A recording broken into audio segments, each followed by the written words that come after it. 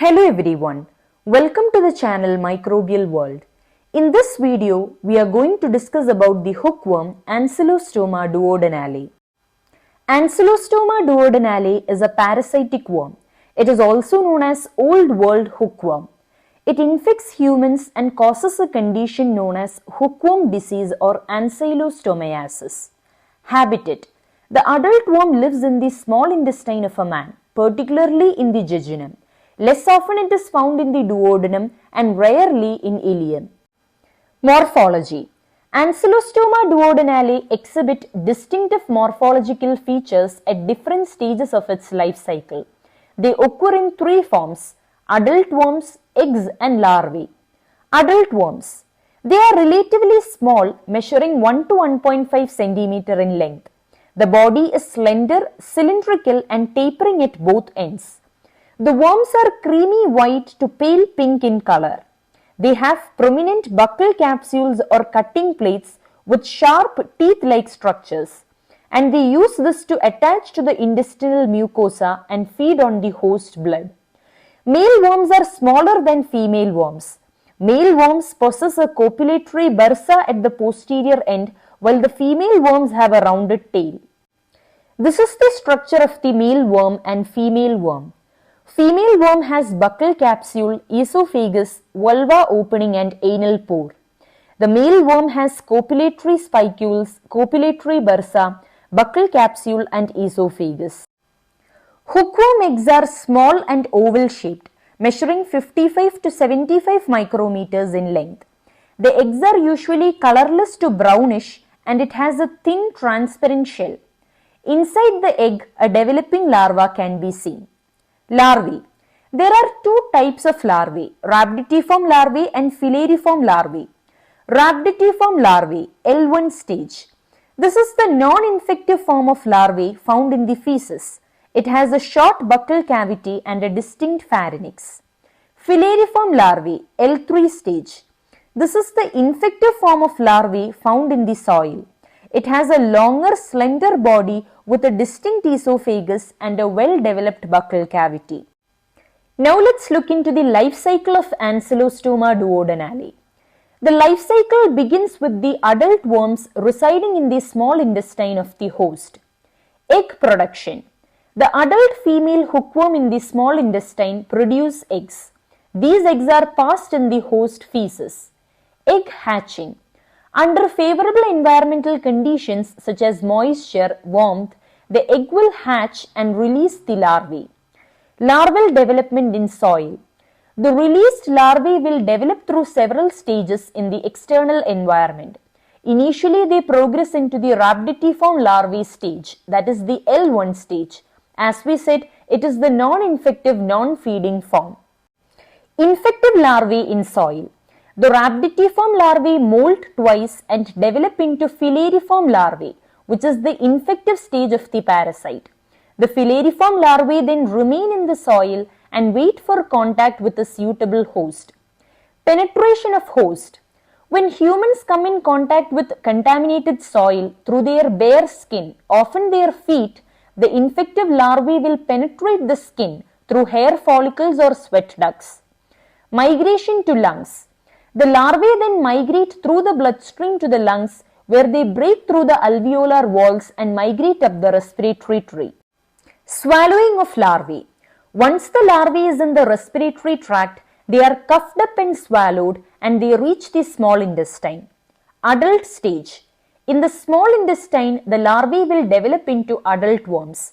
Adult hookworms attach to the intestinal wall using their teeth-like structures, that is cutting plates, and they feed on the host blood.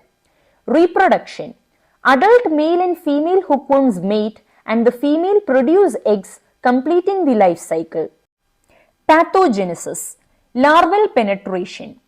So the infection begins when the larvae penetrates the skin of the host through bare feet in contact with contaminated soil. Proteolytic enzymes secreted by the larvae facilitate its entry into the skin, causing localized irritation and inflammation. Migration through the body.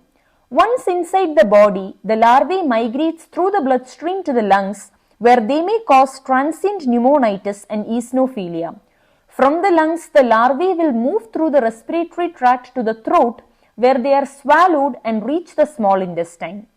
Establishment in the small intestine. In the small intestine, the larvae will mature into adult worms. Adult worms attach to the intestinal mucosa using their hook-like mouthparts.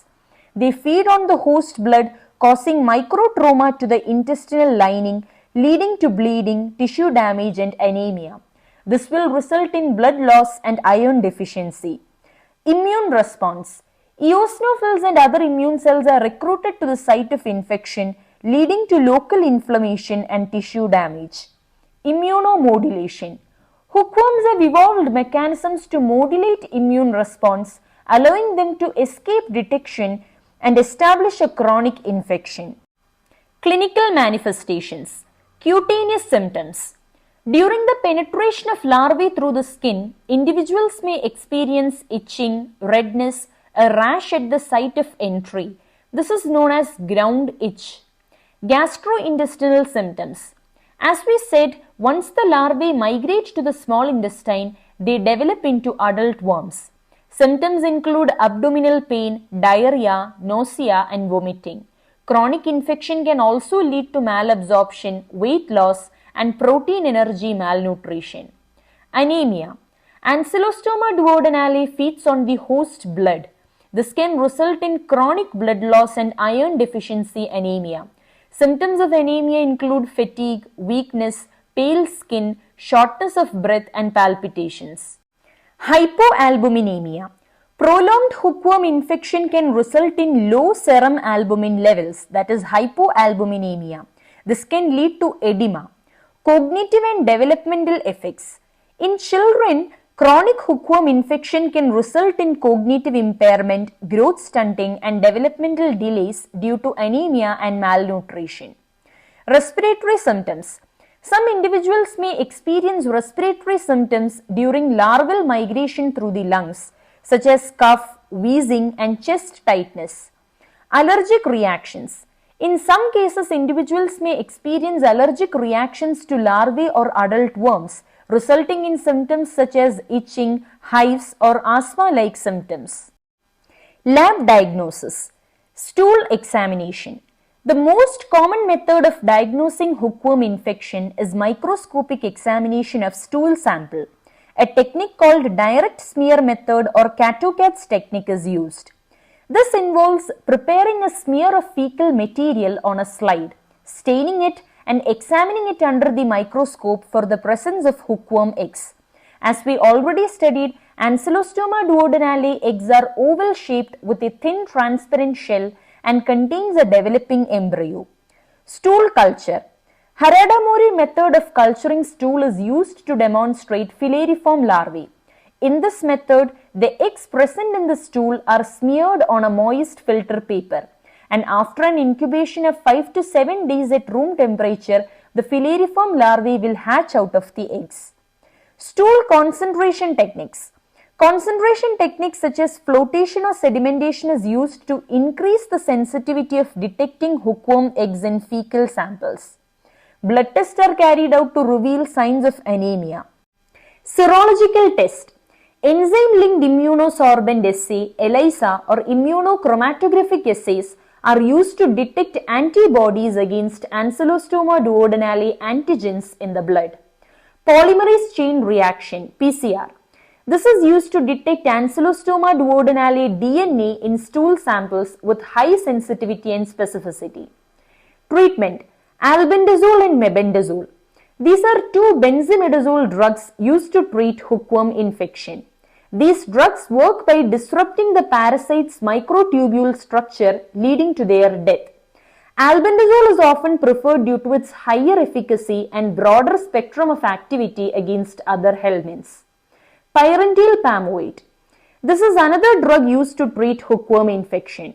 It acts as a depolarizing neuromuscular blocking agent, causing paralysis and expulsion of the parasite from the intestine. So this is all about Ancylostoma duodenale. Thank you.